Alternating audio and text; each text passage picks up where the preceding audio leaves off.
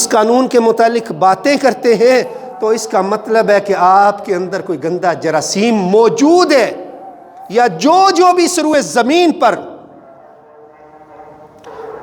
مقدس ہستیوں کی توہین کرتا ہے، آسمانی کتابوں کی توہین کرتا ہے، نبی اور رسولوں کے متعلق بات کرتا ہے، اللہ کے کلام کے متعلق ہرزہ سرائی کرنے کی کوشش کرتا ہے، یا اس کو جلانے کی ناپاک جسارت کرتا ہے، نبی کریم صلی اللہ علیہ وسلم کے متعلق آپ کی بے حرمتی کرنے کی کوشش کرتا ہے، یا آپ کے اصحاب کے متعلق نازیبہ کلمات کی بات کرتا ہے، تو اس کا مطلب یہ ہے کہ اس کے اندر بڑے ہی گندے اور دہشت گردانہ جراثیم موجود ہیں، ان کو ہر صورت نکال دینا چاہیے۔ اگر وہ اسی طرح رہے تو پھر زمین پر امن نہیں، فساد ہوگا۔ زمین کا سکون برباد کرنے والے یہ گندے لوگ ہیں جن کے اندر گندے جراثیم ہیں ناپاک جسارتوں کے۔ جب تک ان کا علاج نہیں ہوگا، جب تک ان کو ختم نہیں کیا جائے گا، جب تک ان کا سد باب نہیں کیا جائے گا، زمین پر امن نہیں ہوگا۔ دنیا پوری کے لوگ سن لیں، اللہ کی قسم، اگر زمین پر امن چاہتے ہیں میں اور آپ، تو جس خالق مالک نے ہمیں پیدا کیا اس کی عزت کرنا ہوگی، جس نے اپنے بندوں کی رشد و ہدایت کے لیے نبی اور رسول بھیجے ان اللہ کے بھیجے ہوں کی عزت کرنا ہوگی، جس نے اپنے بندوں کی ہدایت کے لیے آسمانی کتابیں نازل کی ان کی عزت کرنا ہوگی، اور جس نے نبی آخر الزمان کو بھیجا اس نبی آخر الزمان کی عزت کرنا ہوگی، اور جو قرآن جس کے متعلق اللہ نے خود کہا اِنَّا نَحْنُ نَزَّلْنَا الذِّكْرَ وَإِنَّا لَهُ لَحَافِظُونَ، اگر اس کے متعلق کوئی بات کرے گا یا کوئی ناپاک جسارت کرے گا تو پھر یہ کیسے کسی مومن کی عزت، یہ کیسے کسی مومن کا ایمان یہ اندر گوارا کر سکتا ہے؟ امام مالک رحمہ اللہ سے کسی نے پوچھا تھا، اگر زمین پر کوئی نبی محترم صلی اللہ علیہ وسلم کی حرمت کے متعلق ناپاک جسارت کرے، یعنی بے ادبی اور گستاخی کرے، تو کیا کرنا چاہیے امت مسلمہ کو؟ فرمایا بدلہ لینا چاہیے، فرمایا بدلہ لینا چاہیے۔ اگر اتنی ہمت سکت نہ ہو تو فرمایا پھر اس قوم کو جینے کا کوئی حق حاصل نہیں ہے جس کے نبی کی بے عزتی اور بے حرمتی کی جا رہی اور وہ زمین پر زندہ پھر رہی ہو۔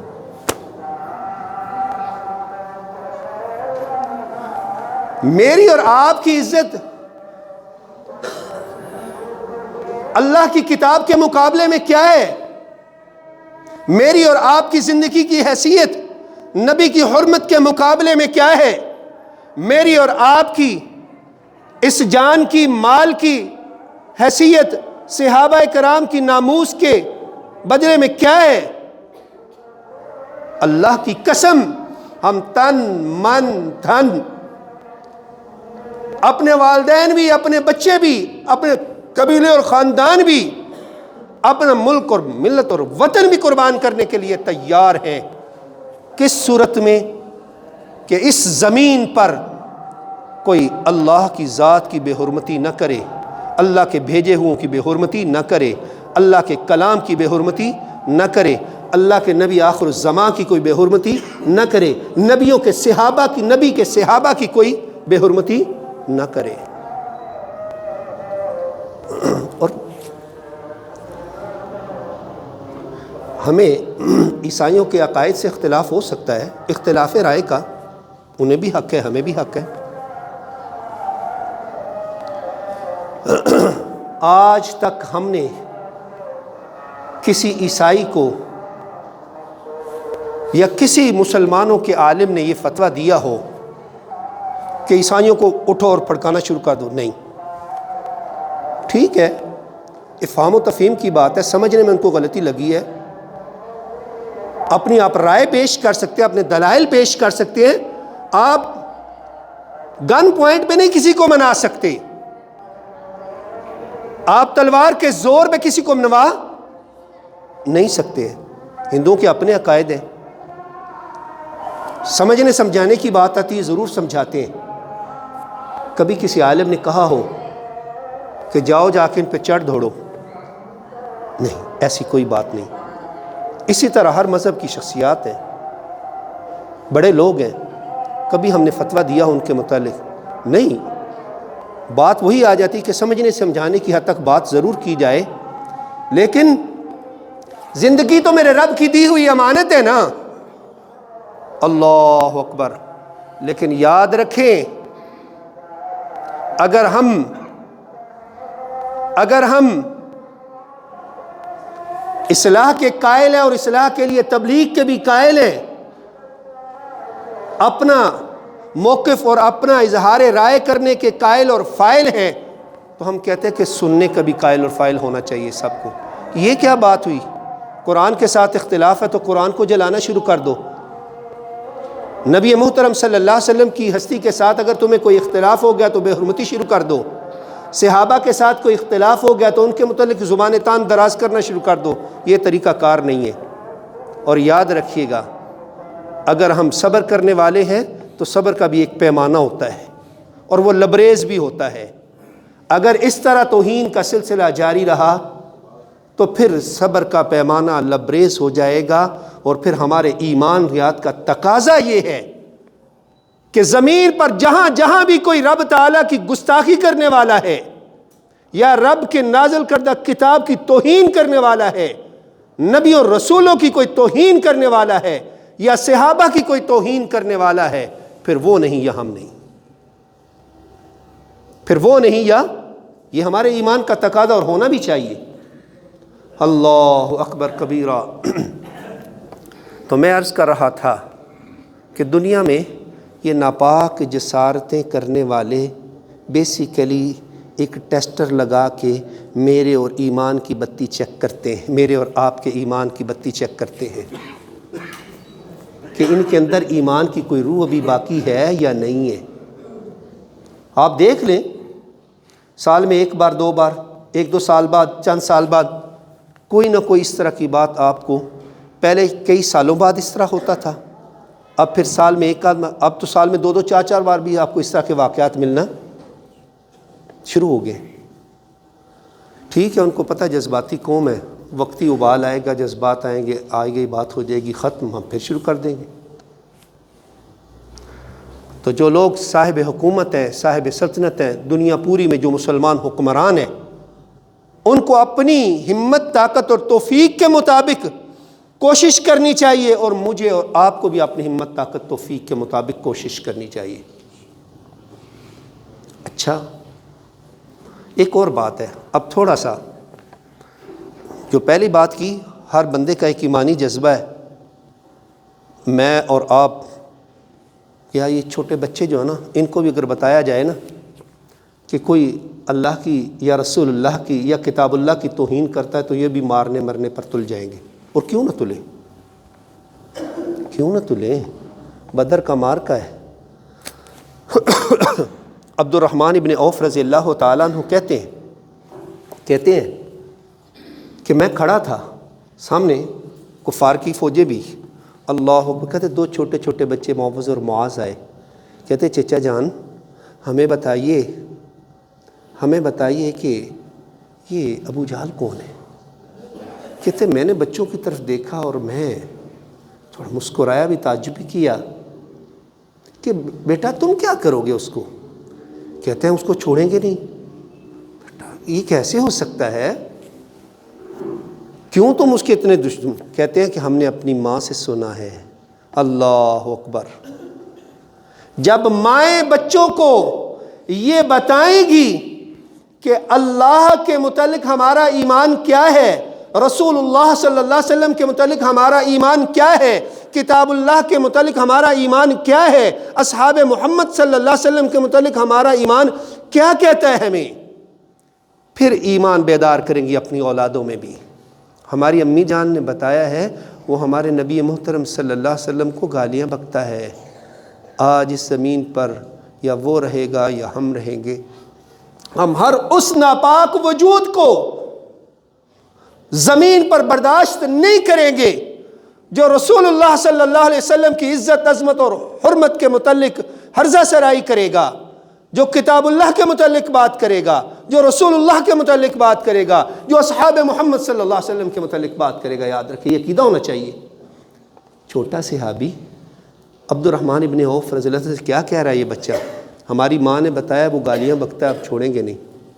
کہتے میرا اشارہ کرنا تھا، بجلی کی سی تیزی آئی ان دونوں بچوں میں، بھاگتے ہوئے چلے گئے اور جا کے اس پر پے در پہ وار کیے اور جہنم رسید کر دیا۔ اور ان میں سے اور جب اس کا بیٹا آیا نا، تلوار چلائی، ایک کا بازو بھی کٹ گیا تھا، ایک کا بازو اس انداز سے کٹا کہ بالکل جسم سے جدا نہیں ہوا تھا۔ اب وہ لڑنے میں رکاوٹ بن رہا ہے، اب دوسرے ہاتھ میں تلوار تھامتا اور لڑ رہا ہے، یہاں تک کہ اس نے کٹے ہوئے بازو کو اپنے پاؤں کے نیچے سے رکھا اور کھینچ کے وہ باقیہ گوشت بھی جدا کر دیا۔ وہ اسلام کی راہ میں تو اگر ہمارا اپنا بازو بھی رکاوٹ بن جائے، ہم اتنی بھی رکاوٹ برداشت نہیں کرتے۔ تم کہاں کی بات ہے؟ یہ ایمانیات کا مسئلہ ہے، یہ ایمانیات کا مسئلہ ہے۔ تو میں عرض کر رہا تھا ایمان کا بڑھ جانا، لیول کا اوپر ہو جانا، یہ طبیعی بات ہونا بھی چاہیے، اگر نہیں ہے تو ڈیڈ ہے، بالکل ختم ہے۔ اگر یہ شعلے، یہ چنگاریاں باقی ہیں تو مبارک ہو، ابھی ایمان باقی ہے، ابھی ایمان باقی ہے۔ لیکن ہماری حالت عجیب ہے، ہم اسلام کے لیے تو لڑنے اور مرنے پہ تیار ہو جاتے ہیں، اسلام پر خود چلنے کے لیے تیار نہیں۔ یہ تھوڑی سی سخت بات آئی ہے میرے اور آپ کے متعلق ہے۔ آپ دیکھ لیں، ہم مسجدوں کے لیے لڑنے اور مرنے کے لیے تیار ہو جائیں گے، مسجدیں آباد کرنے کے لیے تیار نہیں ہوتے۔ دیکھ لیں اپنی فجر کی صورتحال، ظہر کی، عصر کی، مغرب، 5 نمازوں کی صورتحال، جمعوں کی، عیدوں کی صورتحال دیکھ لیں۔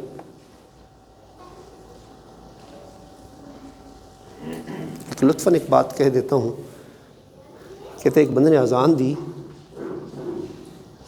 کوئی بندہ نہیں آیا، کوئی بندہ نہیں، آپ کھڑا ہے، ایک ہاتھ بندہ کو رہا ہے مولوی صاحب نماز کے لیے کہ جی اذان تو دی ہے، کوئی بندہ آیا نہیں۔ کہتا ہے پھر اذان دے دیں۔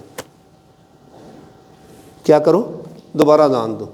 جب دوبارہ اذان دی نا اس نے تو سارے اکٹھے ہو کے آگے فتوے دے۔ وہ کون ہے جس نے دوبارہ اذان دی؟ اذان تو ایک بار ہوتی ہے، مرنے مارنے پہ تل گئے۔ ہماری حالت یہ ہے، انہوں نے کہا پہلے تو اذان ہوئی تھی نماز کے لیے، اب آپ کا ایمان۔ اس کا مطلب یہ ہے کہ ہم مسائل پہ مرنے مارنے کے لیے تل جاتے ہیں، مسجدیں حاصل کرنے کے لیے مرنے مارنے پہ تل جاتے ہیں، مسجدیں آباد کرنے پہ کیوں نہیں تلتے ہیں؟ قرآن کی کوئی بے حرمتی کرے ہمیں برداشت نہیں ہوتا اور ہونا بھی نہیں چاہیے۔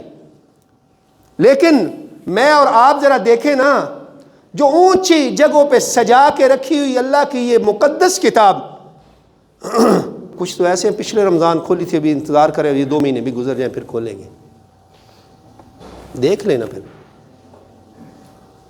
دیکھیے نا، یہ پچھلے چند سال پہلے ایک واقعہ بڑا گردش کر رہا تھا۔ ایک امام صاحب کی کسی نے بڑے دعوت کی، اتفاق کے ساتھ کسی نمازی نے دعوت پہ حضرت چلے گئے، افطاری کی دعوت کرنے کی، افطاری کی۔ انہوں نے دیکھا کہ گھر میں نا نیچے کوئی نوٹ بکھرے پڑے تھے۔ انہوں نے فٹافٹ وہ پیسے اٹھائے اور اٹھا کے ان کو سامنے قرآن پڑھا ہوا تھا، انہوں نے قرآن کے نیچے یا ایک سائڈ پہ گتے کی طرف رکھ لی کہ چلو گھر والے جب اٹھائیں گے ابھی صبح تلاوت کے لیے یا ابھی تلاوت کے لیے تو لے لیں گے اپنا۔ یہ وقت گزر گیا، دعوت ختم ہو گئی، ذہن میں بات اتر جاتی نا بعض کو۔ اب وہ بندہ جس نے دعوت کی تھی بیوی سے کہتا ہے ادھر پیسے پڑے ہوتے، اس نے کہا میں نے تو نہیں لیے، انہوں نے کہا میں نے بھی نہیں لیے۔ پھر آئے تو قاری صاحب ہی تھے، کہتے جی چیز جاندی ادا ایمان بھی جاندہ ہے۔ ایمان گیا، شک شبہات پیچھے پیچھے، قاری صاحب نے بھی دیکھا بندہ پہلے بڑا قریب آتا تھا، پیچھے پیچھے کوئی مسئلہ، چلے خیر اللہ اس کو سمجھ دے، ہو سکتا ہے آپ نے کسی مسئلے میں ہو، کبھی پوچھیں گے۔ خیر 1-2 دفعہ پوچھنے کے بعد تھوڑا اور قریب ہوا تو اس نے پھر دوبارہ سے دعوت کی۔ باتوں میں بات چھڑی کہ آپ تو پہلے بڑے قریب آتے تھے، آہستہ آہستہ دور چلے گئے، خیریت کیا مسئلہ ہوا؟ اس نے بتایا جی ہمارے ذہن میں ایک بات آ گئی آپ کے متعلق۔ وہ کیا آ گئی؟ کہ اس طرح ہمارے تو پیسے پڑے ہوئے تھے، دعوت آپ کی تھی، پیسے ضائع ہو گئے اس کے۔ نے کہا اچھا، پھر کوئی بات۔ سامنے اللہ کی کتاب پڑھی, ذرا لے کے آنا. لے کے آئے تو اس سے اس کے پیسے اس کو مل گئے. اب حضرت رونا شروع ہوئے. اس کا مطلب یہ ہے کہ اس دن سے لے کر آج تک آپ نے اللہ کی کتاب کو کھول کے ہی نہیں دیکھا ہے. یہ حالت ہو چکی ہے. ہماری مثال دی ہے یہ اپنے حالات و واقعات کے مطابق. آج ہر مسلمان کی یہ کوشش ہے, اور ہونی بھی چاہیے, کہ ہم ان ناپاک جسارتوں کو روکیں گے جو اللہ کی کتاب کی توہین کر رہے ہیں, جلانے کی کوشش کر رہے ہیں, بے حرمتی کی کوشش کرتے ہیں, یا جو نبی محترم صلی اللہ علیہ وسلم کے متعلق خاکے بناتے ہیں. ہمیں موقع ملے تو ہم ان کو جہنم رسید کریں. ہمارا بھی شہیدوں میں نام آتا ہے تو آ جائے. اس سے بڑی اور خوش بختی اور خوش قسمتی کیا ہوگی کہ میں نے نبی محترم صلی اللہ علیہ وسلم کی عزت عظمت اور حرمت پہ جان دے دی, میں نے کتاب اللہ کی عزت عظمت اور حرمت پہ جان دے دی, میں نے صحابہ کی عزت عظمت اور حرمت پہ جان دے دی. اس سے بڑھ کے اور سعادت کیا ہے؟ یہ سعادت لینے کے لیے تو میں اور آپ سارے ریڈی ہیں.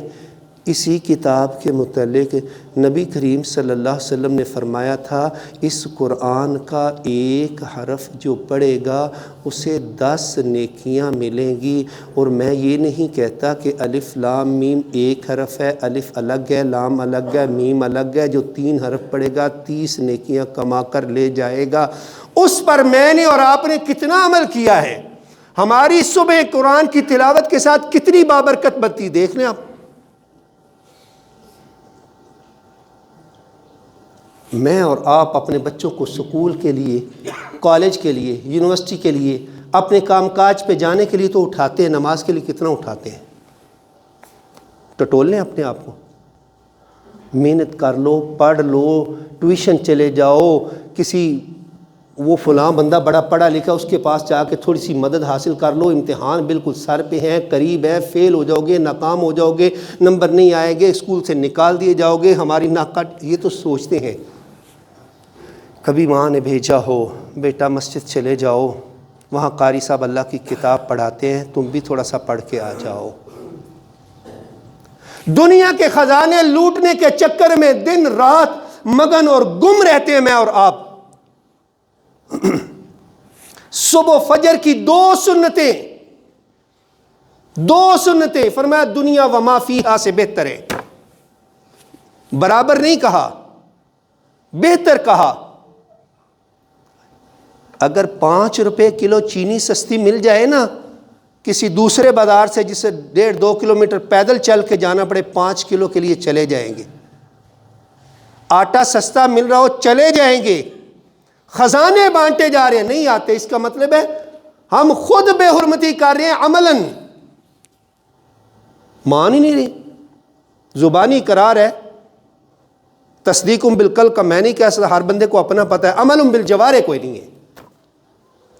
ہاتھ پاؤں کے ساتھ عمل میں انتہائی زیادہ کمزور ہو چکے. یہی وجہ ہے ہماری کمزوریوں کو دیکھ دیکھ کر کفار کو یہ جرت اور جسارت ہوتی ہے کہ وہ کبھی کتاب اللہ کی توہین کرتے ہیں, کبھی رسول اللہ کی توہین کرتے ہیں صلی اللہ علیہ وسلم, کبھی اصحاب محمد کی توہین کرتے ہیں.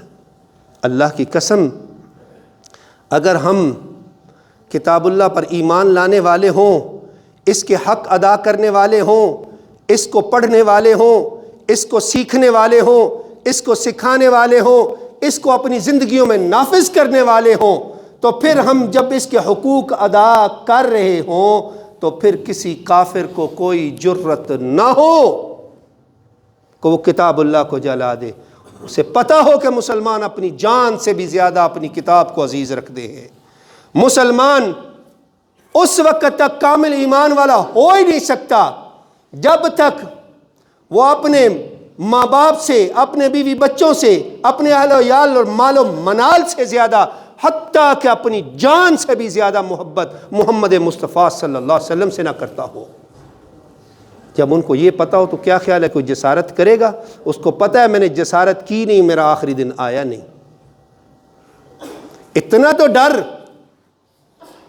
ڈر اگر کافر کے دل میں آپ کا پیدا ہوتا ہے اور آپ دہشت گرد بن جائے تو پھر ہر مسلمان کو دہشت گرد ہونا چاہیے. کب؟ جب اللہ کی ذات کی بات آئے گی، جب محمد الرسول اللہ صلی اللہ علیہ وسلم کی توحید کی بات آئے گی، جب اللہ کی کتاب کی بات آئے گی، تو پھر اتنا ہر مسلمان کو دہشت گرد ہونا چاہیے کہ زمین پر میں ایسا کوئی بھی ناپاک وجود برداشت نہیں کروں گا جو کتاب اللہ کی توہین کرے گا، جو رسول اللہ کی توہین کرے گا صلی اللہ علیہ وآلہ وسلم۔ اللہ، بات چل رہی تھی عملی حوالے سے، بات چل رہی دنیا کے خزانوں کے لیے دوڑتے ہو، اللہ کے عرش کے نیچے جو خزانہ ہے اس سے کچھ عطا کیا گیا لینا چاہیں گے؟